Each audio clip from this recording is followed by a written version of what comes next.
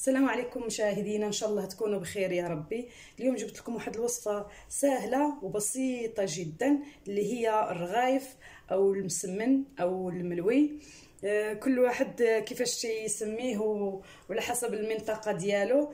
انا لفتره طويله كنت كيسحب لي بان هذه الوصفه مغربيه 100%، ولكن اكتشفت بانها كاين عده دول كيديروا هذا النوع من انواع الاخباز، وكل دولة كتسميه اسم. عندي هنا الماء عادي، وعندي هنا زيت تقريبا نصف كاس ديال الزيت، ما غاداش نحتاجو كله، من بعد غتشوفوا شنو غادا ندير به. وعندي هنا واحد شويه ديال الطحين، ملعقتين ديال الطحين، نفس الطحين اللي غادا نعجن به، هذا هو باش غادا نورق.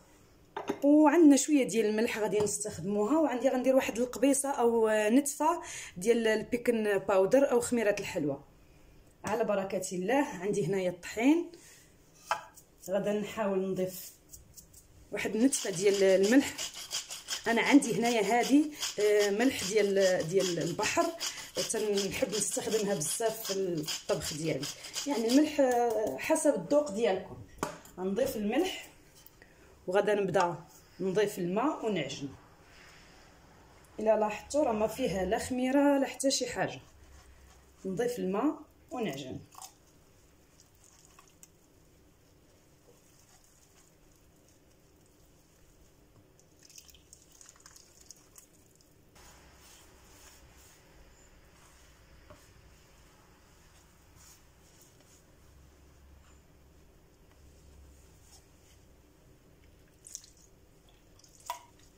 انا غادا نحاول دابا منين جمعت العجينه غادي نحاول ندلكها على الرخامه، غادا تسهل عليا المأموريه.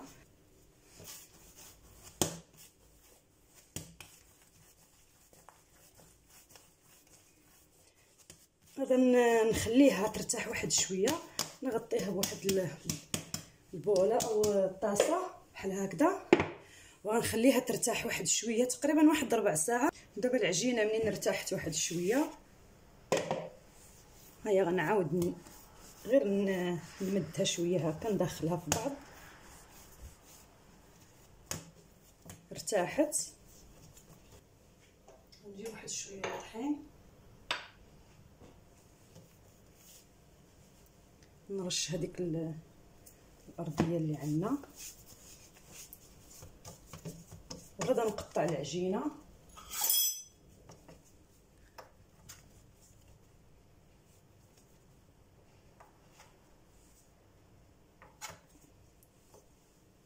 ونعاود نقطعها عاوتاني.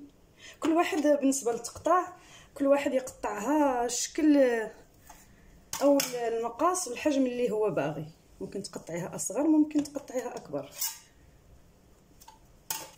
نديروا منهم واحد الكويرات ونخليوهم عاوتاني باش يرتاحوا، غير على بال ما حنا نساليو هاد الكميه اللي عندنا كلها.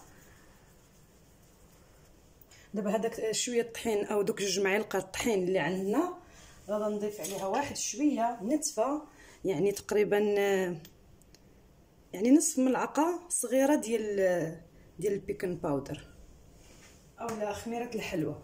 وغنضيف عليها الزيت هذا اللي عندنا، غنبقى نضيف الزيت ونحركو تيولي عندنا واحد السائل متجانس ديال الزيت والطحين،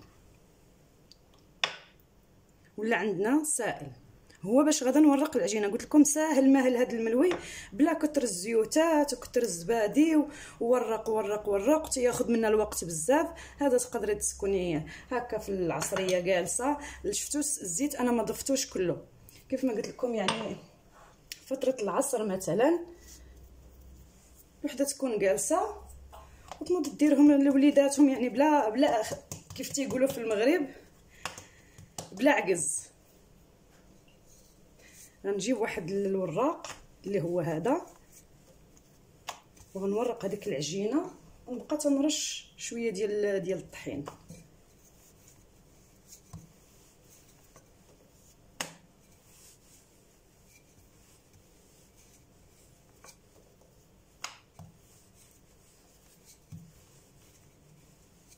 مازال كون خليتها العجينه ترتاح واحد شويه، غادا دغيا غادا تفرد معايا ودغيا غادا تمد.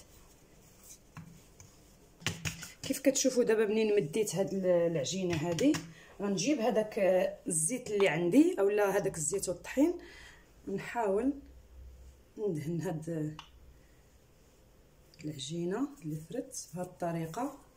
طريقه كيف ما قلت لكم سهله، ما فيهاش كثره الزبده وكثره الزيت. الا بغيتو تستبدلوا الزيت العادي هذا اللي حطيت مع الطحين بزيت الزيتون، حتى هي طلع زوينه وصحيه اكثر.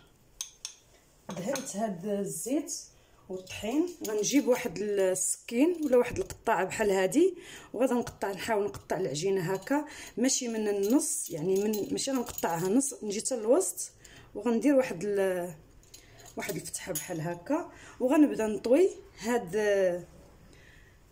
الاطراف بهذه الطريقه هذه.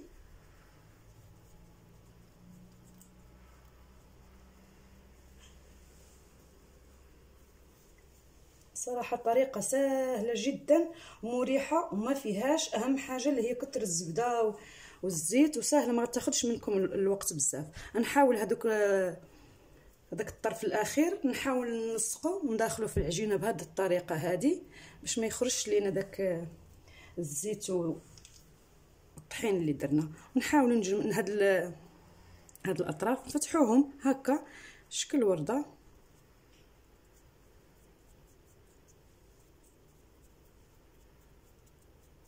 ونشدو هذاك الطرف اللي عندنا لتحت هذا بحال غادي ندخلوه هكا بهذه الطريقه ونضغطو بهذه الطريقه هذه. شفتوها؟ نخليوها ترتاح واحد شويه ونديرو وحده اخرى. هذه غادي نحاول نفردها زياده لاني بغيت نعملها الشكل ديال المسمى اللي تيجي مربع. غادي نجيب عاوتاني داك الخليط اللي عندي ونحاول ندهن.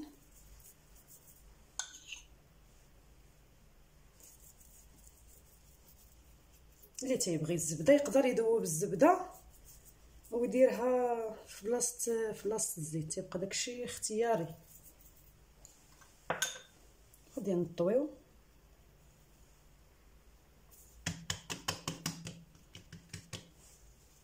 هذيك المسمنه ديالنا بهذا الشكل.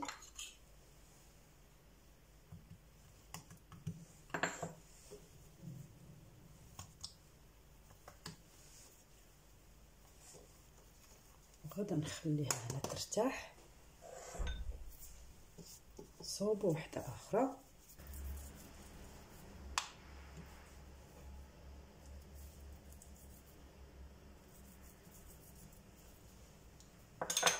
غنجيب هذيك المسمنه الاولى اللي عملت وغادا نحطها في الوسط، وغنعاود نطوي عليها عاوتاني العجينه بهذه الطريقه.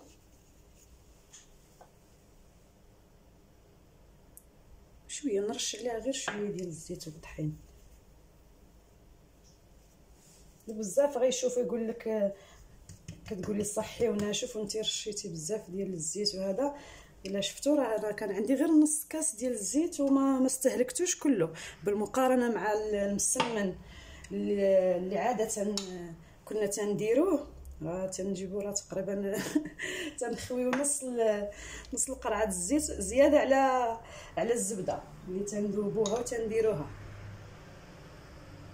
هذا هنايا نص كاس الزيت وما استهلكناهش كله، وغادي نخليوها ترتاح. انا هنا من بعد ما ارتاحت العجينه غادا نحاول نفردها، نرش واحد شويه الطحين، نحاول عاوتاني نفردها بالمدلك.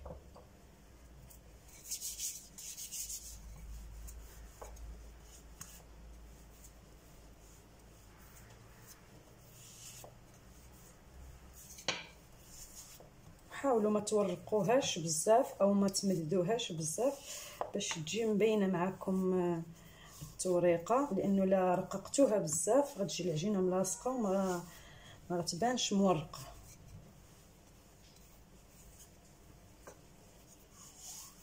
نحاول هنا ما نرش الطحين بزاف باش يجيني وجه محمر.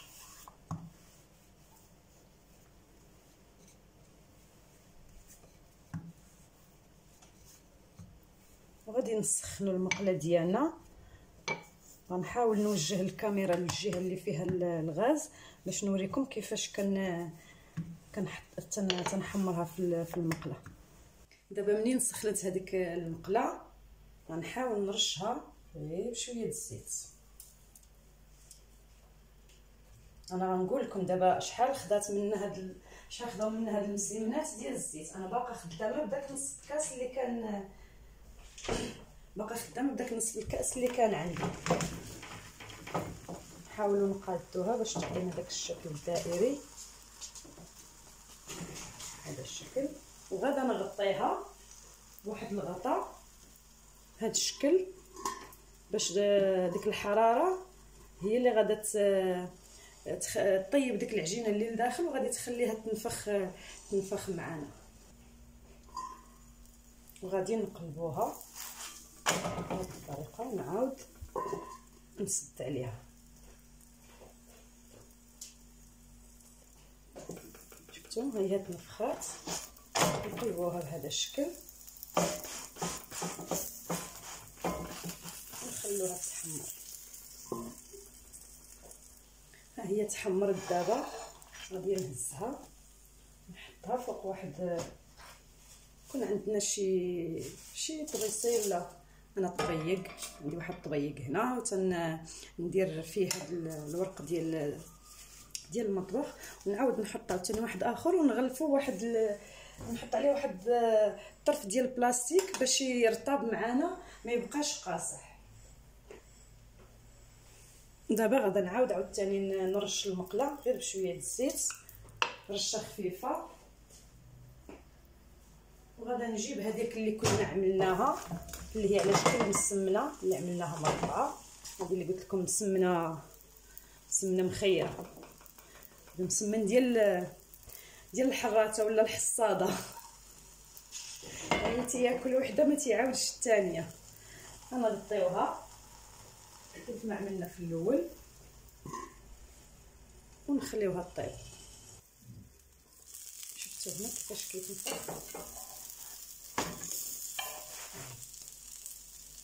خليها غير تحمر واحد شويه وغادا نحيدها. دابا انا غادي نمشي نكمل هذوك اللي عندي وغنوريكم من بعد كيفاش خرج معنا المسمن والملوي ديالنا. هادو هما المليويات ديالنا البنات. شفتوا كيف مقرمش. غنفتح لكم وشوفوا التوريقه كيفاش دايره وناشف، باقا سخونه. شوفوا التوريقه كي دايره وما فيش كثره الزيوتات. نفتح لكم هذه اللي كنا عملنا المسمنه المربعه. الا شفتوها، شفتوا التوراق ديالو كيفاش داير، ورقه وناشف، ما فيهش الزيت ابدا، ما فيهش الزيت نهائيا وما مزيتش. مقرمش. هنا الا بغيتوه يبقى مقرمش مثلا كيف ما قلت لكم، الا بغيتوه يبقى مقرمش خليه كيف ما هو، يعني ما تغطيوش. اما الا بغيتوه يكون مثلا طري ورطب بحال هادي مثلا بحال هكا اللي هي الملويه اللي درنا، غطيوه بشي منديل وعاود غطيوه ببلاستيك. حتى هذا المليويات اللي درنا ها هو كيف كتشوفوا مورق. نحاول نحلها. شفتوا التوراق ديالها. نتمنى انها الكاميرا تكون تتبين طريقه التوريق.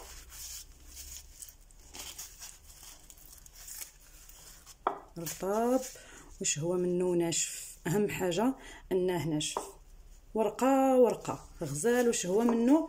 وانا بصراحه انبسطت على هذه الطريقه بزاف ملي لقيتها. هذا ماشي اجتهاد مني انا صراحه، شفت الوصفه في النت، شفت عده سيدات مطبقينها، فقلت لما لا حتى انا نجربها. الحاجه الوحيده اللي انا ضفتها من عندي اللي هي البيكن باودر. وما ديروش النشا راه غيخلي العجينه تولي تهرس، تولي كتطلع واحد القشور من الفوق. انا الاضافه اللي ضفتها من عندي اللي هي البيكن باودر، كتخلي العجينه منين كنطيبوها كتنفخ شويه، كتعطينا داك الانتفاخ. شفتوا ها هو المسمن او الملوي غزال.